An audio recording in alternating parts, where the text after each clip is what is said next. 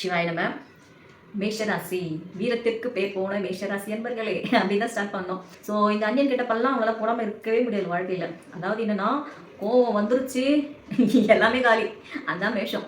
ஒரு மேஷத்தை கண்ட்ரோல் பண்ணுறது ரொம்ப கஷ்டங்க. கோவத்தில் யாராவது அவங்க கிட்ட போய் வம்பு எடுத்துட்டாங்கன்னா போதும், ஏய் நில்லை நில்லை, ஏதோ பேசிய இப்போ பேச பார்க்கலாம், பார்த்துக்கலாம், நீயா நானாவா, வா நீயா நானாவா பார்த்துக்கலாம், இப்போவா சண்டைக்கு வான்னு கூப்பிடுவாங்க.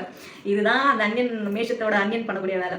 ஸோ இப்படி இருக்கக்கூடிய இந்த மேஷ ராசிக்காரங்க, விடுங்க ஐயா, நான் ஏதோ கோவத்தில் பேசிட்டேன், இன்னும் அதை ஏன் பேசுறீங்க, நானே அதை மறந்துட்டேன், விடுங்க, எனக்கு தான் தெரியல கோவம் என்னை கண்ட்ரோல் பண்ண முடியாதுன்னு, விடுங்க விடுங்க அப்படின்னு அப்படியே காமாயிடுவாங்க.